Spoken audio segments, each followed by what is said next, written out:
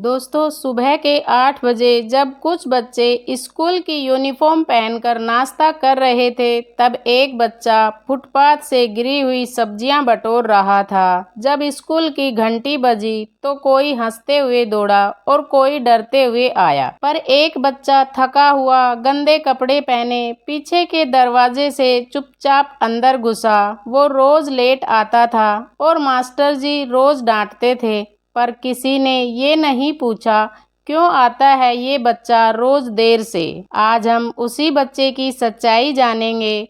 एक थप्पड़ के पीछे छुपा एक माँ का टूटता दिल और एक मासूम का संघर्ष जो हर बच्चे की आंखें खोल देगा। एक दोपहर मैं अपने किसी काम से एक कॉलोनी के पास से गुजर रहा था कि अचानक एक घर के अंदर से किसी बच्चे के दर्द भरे रोने की आवाज सुनाई दी। उस बच्चे के रोने में इतनी तड़प, इतनी पीड़ा थी कि मेरा दिल बेचैन हो उठा। मैं खुद को रोक न सका और उस घर के दरवाजे पर जा पहुंचा। दरवाजा खुला था। अंदर गया तो देखा कि एक गरीब सी औरत, जिसकी आंखों में आंसू थे, अपने लगभग 10 साल के बेटे को थप्पड़ मारते हुए खुद भी रो रही थी। वह दृश्य बहुत ही विचलित करने वाला था। मैं थोड़ा आगे बढ़ा और नम्रता से पूछा, बहन जी, आप इसे मार क्यों रही हैं और खुद भी रो रही हैं? उस महिला ने कांपती आवाज में जवाब दिया, भाई साहब, इसके पिता 2 साल पहले एक एक्सीडेंट में चल बसे। उसके बाद से मैं ही इस घर की मर्द औरत दोनों हूँ। लोगों के घरों में झाड़ू पोछा करके इसका और मेरा पेट पालती हूँ। इसका स्कूल और कपड़ों का खर्च भी उठाना आसान नहीं, लेकिन ये बच्चा रोज स्कूल देर से जाता है और जब भी आता है इसकी वर्दी गंदी होती है। कोई ध्यान नहीं पढ़ाई में। मैं थक गई हूँ इसे समझाते हुए, इसलिए कभी कभी हाथ उठ जाता है। मैंने माँ और बेटे दोनों को सांत्वना दी, थोड़ा समझाया और मन भारी करके घर से निकल गया। कुछ दिन बाद एक सुबह मैं सब्जी मंडी गया किसी काम से। वहां मेरी निगाह एक जानी पहचानी सी परछाई पर पड़ी। पास जाकर देखा तो वही बच्चा मंडी में इधर उधर घूम रहा था। दुकानदार जब अपनी बोरियों में सब्जी भरते, कुछ टुकड़े जमीन पर गिर जाते, बच्चा उन्हें फुर्ती से उठाकर अपने थैले में डाल लेता। मैं कुछ देर तक उसे चुपचाप देखता रहा, फिर उसका पीछा करने लगा। जब उसकी झोली सब्जी से भर गई तो वह सड़क किनारे बैठकर ऊंची आवाज में बोलने लगा, सब्जी ले लो, सस्ती सब्जी ले लो। उसका चेहरा धूल मिट्टी से सना हुआ, स्कूल की गंदी वर्दी पहने, आंखों में थकावट और एक अनकही पीड़ा। यह बच्चा तो मानो बचपन को भूल चुका था।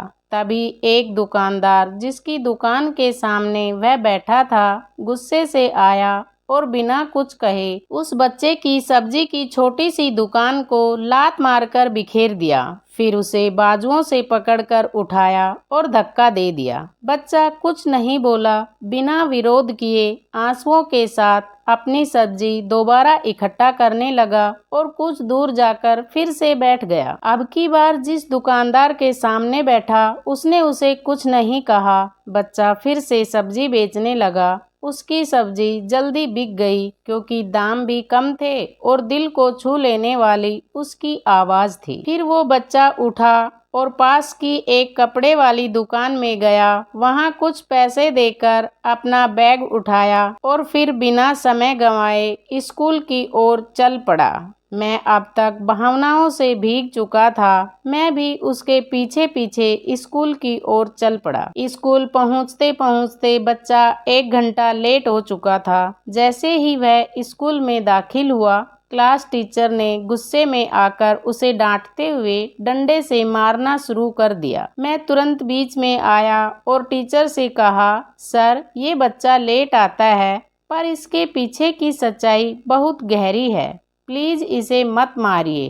टीचर ने जवाब दिया, साहब, आप नहीं जानते, यह रोज 1-2 घंटे लेट आता है। कई बार घर पर भी शिकायत कर चुका हूँ।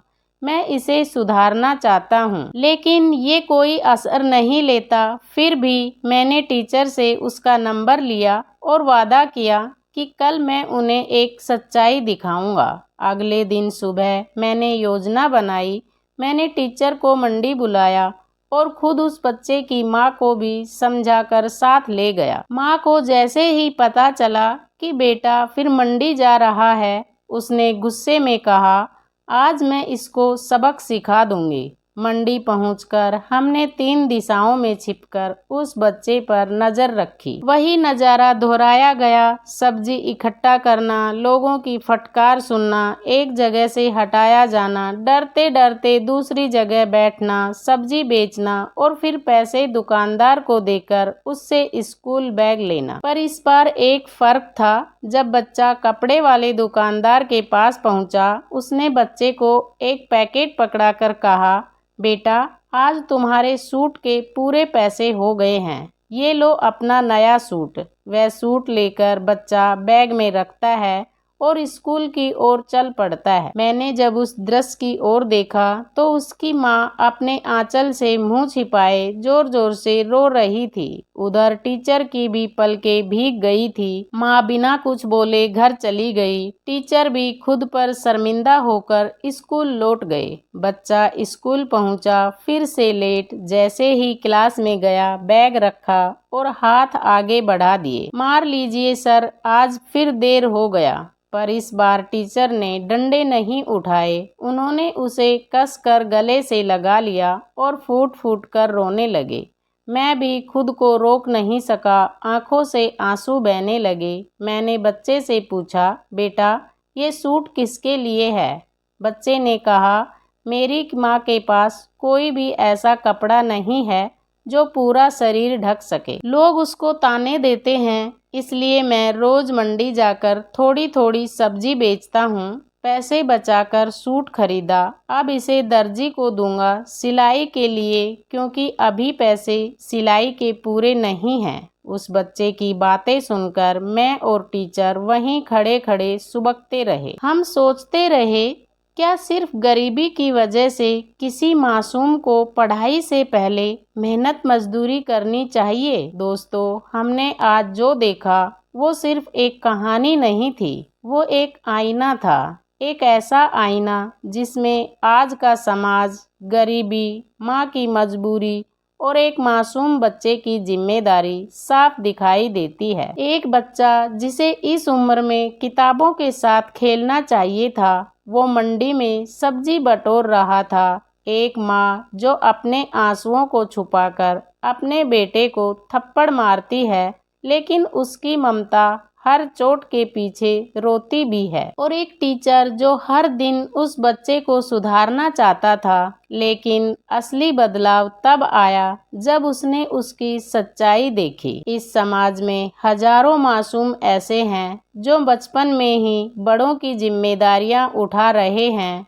त्योहार आते हैं पर उनके आंगन में सिर्फ तन्हाई और संघर्ष होता है। दोस्तों, क्या हम अपनी खुशियों से थोड़ा हिस्सा ऐसे बच्चों को नहीं दे सकते? क्या एक पुराना कपड़ा, एक किताब, एक जोड़ी चप्पल किसी के जीवन में उजाला नहीं ला सकती? एक बार ठंडे दिमाग से सोचिए, क्या हम सच में इंसानियत निभा रहे हैं? अगर हाँ, तो चलिए आज ही किसी एक जरूरतमंद के लिए कुछ अच्छा करते हैं। दोस्तों, कहानी अच्छी लगी तो वीडियो को लाइक करें और हमारे YouTube चैनल को सब्सक्राइब करना ना भूलें। आप सभी का बहुत बहुत धन्यवाद। मिलते हैं अगले वीडियो में। जय Shri Shyam. It's not a game, it's a rich thing.